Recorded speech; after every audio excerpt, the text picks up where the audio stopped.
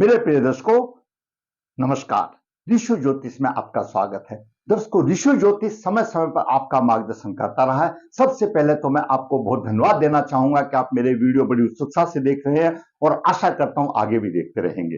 दर्शकों, आज के इस महत्वपूर्ण वीडियो में हम एक कुंडली पर विचार करेंगे। जो जातक का प्रश्न आया कि गुरुजी, मेहनत करने के बाद भी प्रमोशन नहीं मिल रहा, तो उसकी कुंडली में क्या है। दर्शकों, लगन आपका कोई भी हो, यह दसम भाव है, ये नवम भाव है और ये अष्टम भाव है। जब दसम भाव का स्वामी नवम भाव में हो तो वह राजाओं जैसा होता है। कुंडली कोई भी हो, किसी भी लगन की कुंडली हो, दसम भाव का स्वामी नवम में हो तो राजाओं जैसा सुख मिलता है। और उस जातक की माता बहुत ही सुशीला होती है, स्वभाव उसका जातक का अच्छा होता है और उसकी मां धर्मपरायण होती है और गुणवान भी होती है। यह केंद्र भाव है, यह त्रिकोण भाव है। जब केंद्र का स्वामी त्रिकोण में आ गया, राजयोग बन गया, माता लक्ष्मी और श्री नारायण हरि का मिलन हो गया, तो केंद्र का स्वामी त्रिकोण में राजाओं जैसा योग हो गया। दूसरा, अगर लगन कोई भी हो, आपका लगन कोई भी हो और लग्नेश अष्टम भाव में आ गया तो अष्टम भाव खड्डे में गिर गया। अष्टम भाव में आ गया तो लगन दोष हो जाएगा और साथ के साथ पितृदोष भी मान लिया जाएगा। और नवम भाव का स्वामी कहीं पर भी हो, अपनी नीच राशि में हो तो भाग्य साथ नहीं देता। अब लग्नेश खड्डे में गिर गया, अष्टम भाव में चला गया, भाग्येश नीच राशि में चला गया, तो प्रमोशन या सम्मान किसको मिलेगा। यहां वाला ग्रह, दसम भाव वाला ग्रह नवम में आकर के उसको राजाओं जैसा बना रहा है, लेकिन राजाओं जैसा सुख लेने वाला भी तो कोई होना चाहिए। इसी पर विचार करेंगे। दर्शकों, पुरुष जातक का जन्म 7 अप्रैल 1978 अमावस्या के दिन हुआ, रेवती चरण 2 शुक्रवार को हुआ। विषय है दशमेश नवम भाव में राजा जैसा सुख, लग्नेश अष्टम भाव में और भाग्येश नीच राशि में प्रमोशन सम्मान में बाधा। जातक का जन्म सिंह लगन, लगन के 13 डिग्री विराजमान है। लगन में शनि 00-23 डिग्री लेकर के विराजमान है। द्वितीय भाव में कन्या राशि में राहु 11 डिग्री 53 मिनट लेकर के विराजमान है। अष्टम भाव में केतु 11 डिग्री 53 मिनट, चंद्रमा 21 डिग्री 4 मिनट और सूर्य 23 डिग्री 40 मिनट। चंद्रमा सूर्य से अस्त है और केतु चंद्रमा के साथ भी है और सूर्य के साथ भी है। केतु ने चंद्रमा को भी पीड़ित कर दिया और सूर्य को भी पीड़ित कर दिया और कुंडली शापित बन गई। चंद्र लगन भी पीड़ित हो गया और लगन कुंडली का स्वामी भी सूर्य पीड़ित हो गया।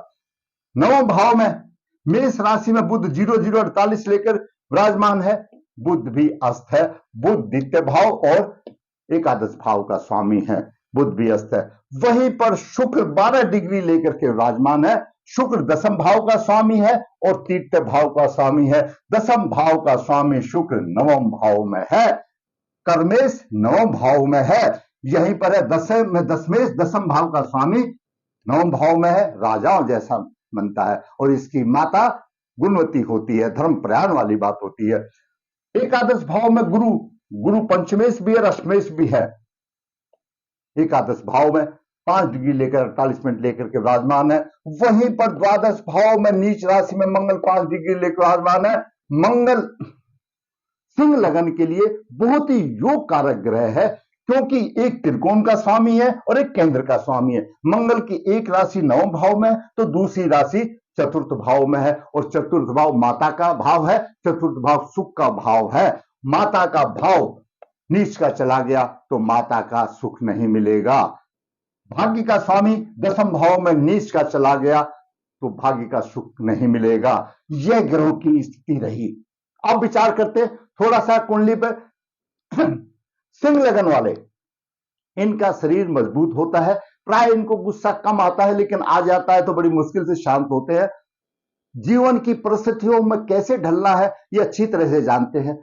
सिंह लगन सूर्य की राशि है, सूर्य की राशि है और सूर्य राजा है, तो अनुशासन होना तो स्वाभाविक है और अपने अधिकारियों के प्रति कृतज्ञ भी रहते हैं। इनमें अगर ग्रह योग अच्छा हो तो शासन करने की अद्भुत क्षमता भी होती है।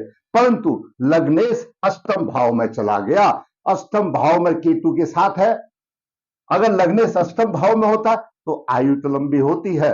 और सूर्य सप्तम दृष्टि से धन भाव को देख रहा है, हमेशा धन की चिंता रहती है। ऐसे आदमी को धन ही सब कुछ होता है। कुंडली में सूर्य के साथ केतु होने से कुंडली शापित बन गई। अब बात करते हैं चंद्रमा की। चंद्रमा द्वादश भाव का स्वामी है और अष्टम भाव में है, केतु से पीड़ित है। अमावस्या का चंद्रमा है। बचपन में कई प्रकार के कष्ट, मानसिक अशांति, अधिक खर्च,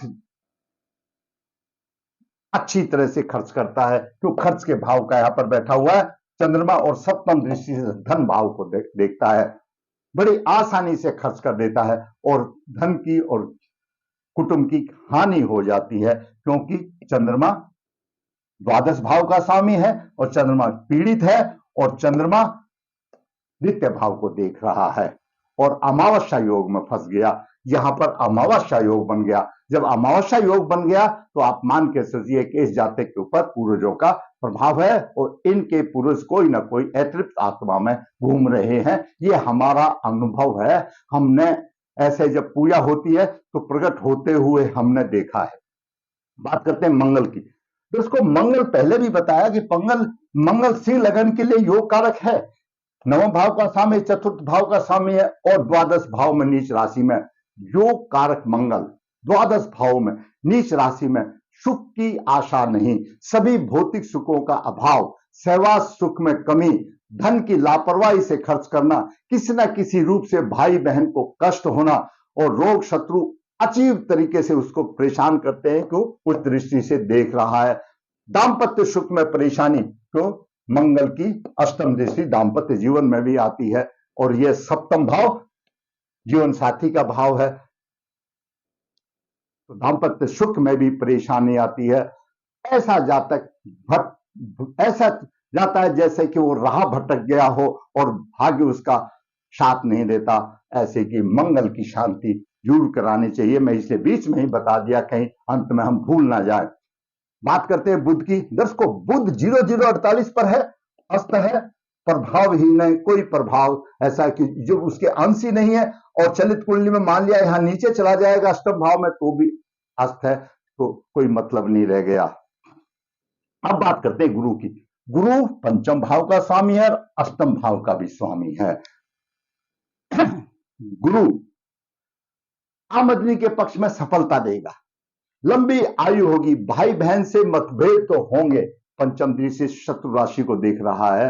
विद्या संतान पक्ष में लाभ होगा, अच्छा होगा। कुछ थोड़ी बहुत परेशानी आ सकती है क्योंकि अष्टमेश का प्रभाव भी देगा, लेकिन अपनी मंजिल आसान कर लेगा। दैनिक रोजगारों में कुछ परेशानी होगी क्योंकि गुरु नवम दृष्टि से यहां पर देख रहा है, देगा, कोई नुकसान नहीं करेगा, लेकिन अष्टमेश के भी देगा। पंचमेश यहां है, थोड़ी बहुत ऐसी छोटी मोटी परेशानी होगी जो सहन करने वाली बात होगी, कोई ऐसी दिक्कत वाली बात नहीं होगी। और धार्मिक कार्य करने वाला होगा, ऐसा जातक धार्मिक प्रवृत्ति की होगी, अच्छा धार्मिक की उसकी रुचि होगी। अब बात करते हैं शुक्र की। दर्शकों, शुक्र दसम भाव का स्वामी है और तीर्थ भाव का स्वामी है। पुरुष जातक के लिए, कोई भी पुरुष जातक को उसकी शादी की जिम्मेवारी शुक्र की होती है और दाम्पत्य सुख चाहे कन्या हो या पुरुष हो, दोनों को सुख देने वाला शुक्र ही है। शुक्र भोग विलास का कारक है, शुक्र लक्ष्मी है, शुक्र देवी है, शुक्र स्त्री है, शुक्र लड़की है। शुक्र की जितनी भी उपमाएं की जाए है वह शुक्र जिसका बिगड़ा हुआ उसका जीवन व्यर्थ हो जाता है। इस जातक का शुक्र बहुत ही अच्छा है, कोई बिगड़ा हुआ नहीं है और शुक्र के सहारे पर ही यह जातक चल रहा है। हालांकि सिंह लगन में शुक्र को अकारक माना गया है क्योंकि शुक्र लग्नेश का शत्रु है, लेकिन शुक्र का एक भाव केंद्र में है और दूसरा भाव तीसरे भाव में उच्च राशि तुला भाव। शुक्र यहां पर राजयोग दे रहा है, व्यवसाय शुक्र ने दिया, इस बालक को व्यवसाय शुक्र ने दिया और शुक्र अपनी तीसरी दृष्टि से, उच्च दृष्टि से अपनी राशि को तृतीय भाव में देख रहा है। उसकी लेखन शक्ति बहुत अच्छी होगी और बहन भाई का बहुत अच्छा सुख मिलेगा। पराक्रमी होगा, ऐसा जातक सद्गुणी होगा, धनी होगा और यशस्वी होगा। अपने पराक्रम से यश को हासिल करेगा, क्योंकि शुक्र, मैंने पहले भी बताया, शुक्र लक्ष्मी है, शुक्र स्त्री है, शुक्र माता है, शुक्र बहन है। जिसका शुक्र अच्छा है उसका सब कुछ अच्छा है, जीवन पार हो जाएगा। चाहे प्रमोशन मिले या ना मिले कोई बात नहीं, लेकिन उसके भौतिक सुखों में कोई कमी नहीं होगी। अब बात करते हैं शनि की। शनि छठे भाव का साम्य, सप्तम भाव का साम्य 0-0-23 डिग्री लेकर के शत्रु राशि में है।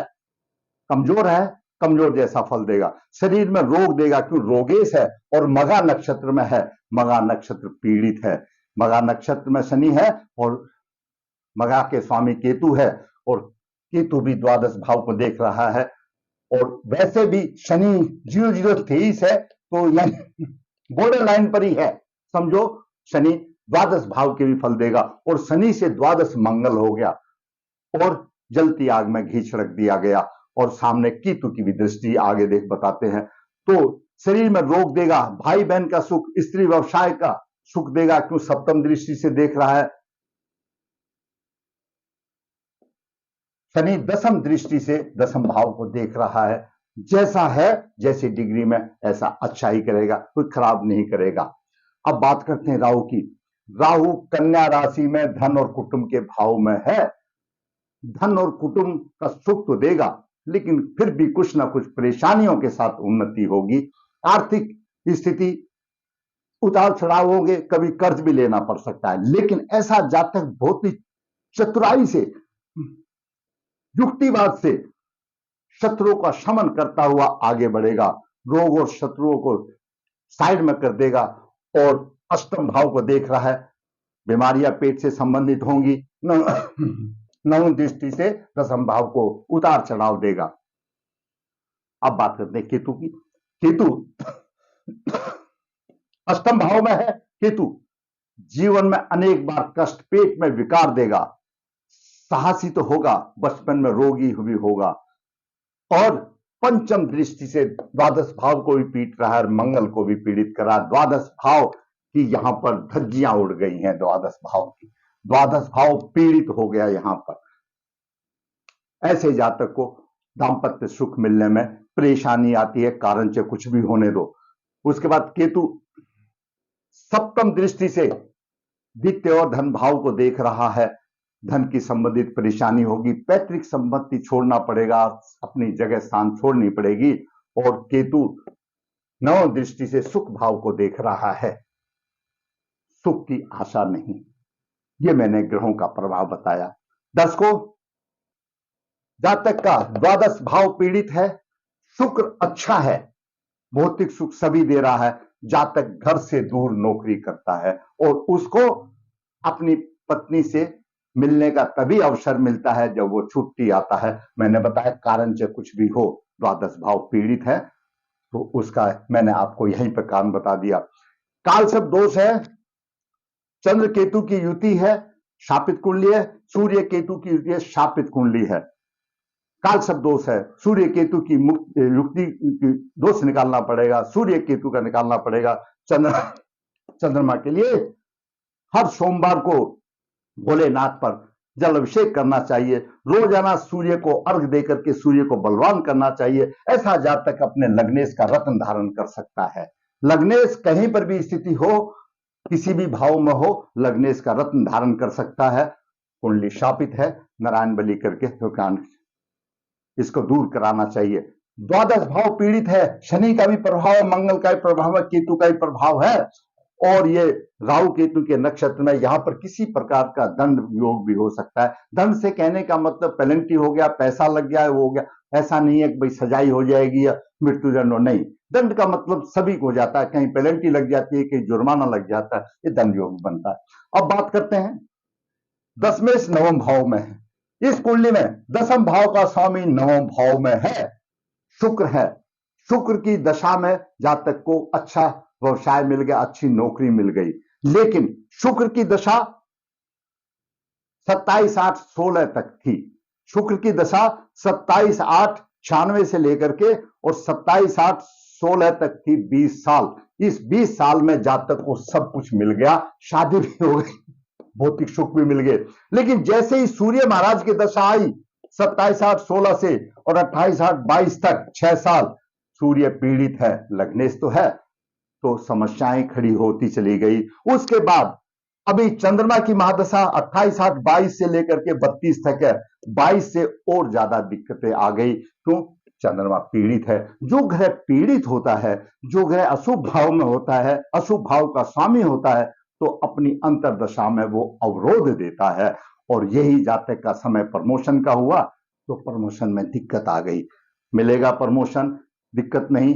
ऐसे जातक को पितृदोष निवारण करना चाहिए, सूर्य को अर्घ देना चाहिए, चंद्रमा केतु की युति को करना चाहिए, भोलेनाथ की सेवा करनी चाहिए और सूर्य का रत्न धारण करना चाहिए। कुछ दिन करो और अमावस्या योग की शांति हो जाएगी। कुछ दिन करो, सब कुछ ठीक हो जाएगा। दूसरा, लग्नेश अष्टम भाव में है, लग्नेश शनि अष्टम भाव में है और भाग्य से नीच राशि में, भाग्य का स्वामी नीच राशि में हो। जिसका भाग्य अस्त होता है, नीच राशि में होता है, वह ये उम्मीद रहता है कि कब मेरी दशाएं अच्छी आएंगी, लेकिन दशाएं अच्छी आके चली जाती है और भाग्य धोखा दे जाता है। जरूरत है उपाय करने की, मंगल के उपाय करने पड़ेंगे, ऐसे काम नहीं चलेगा। दर्शकों, मैंने आज आपको एक होनहार पुजातक की कुंडली में, जो कि उम्मीद लगा करके बैठा है प्रमोशन की, उसने व्हाट्सएप से भेजा है कि गुरुजी मेरा कुछ मार्गदर्शन करो। मैंने उसके साथ साथ आपका भी मार्गदर्शन किया। अगर आप समझते हो कि आपका मार्गदर्शन इस कुंडली के विश्लेषण से हुआ है, तो फिर मैं ये कहूंगा कि बाकी को भी भेजो ताकि उनका भी हो। अच्छा लगा है तो लाइक करो, खराब लगा है तो कमेंट्स बॉक्स में लिखो, अच्छा लगा है तब भी लिखो, ताकि मेरा प्रोत्साहन तो बढ़े। दर्शकों, मैं हमेशा कहता हूं, ऋषि ज्योतिष नर्मदा जी के तट के नजदीक है नरदेहर। यहां पर काल सदोष पितृदोष की पूजा की जाती है। जरूरत है जिसको वो संपर्क कर सकता है। ऋषि ज्योतिष हाथ से पत्रिकाएं लिखता है, 25-30 पेज हाथ के लिखे हो जाते हैं, जीवन का सार निचोड़ दिया जाता है। जरूरत है संपर्क करने की, वो लिखवा सकता है। ऋषि ज्योतिष कन्या भाव के लिए गुण मिलान बिना किसी शुल्क के अभिभाव की राह आसान करने के लिए व्हाट्सएप करके भेजता। जरूरत है आपको संपर्क करने की। फिर कहूंगा दर्शकों, मेरा अगर वीडियो आपको अच्छा लगा, लाइक करो, शेयर करो, और जिस दर्शक ने मेरा चैनल सब्सक्राइब नहीं किया है वो सब्सक्राइब करे, ताकि मेरा भी प्रोत्साहन हो और इसी प्रकार मैं वास्तविक कुंडलियां बना करके आपका मार्गदर्शन करता रहूं। धन्यवाद।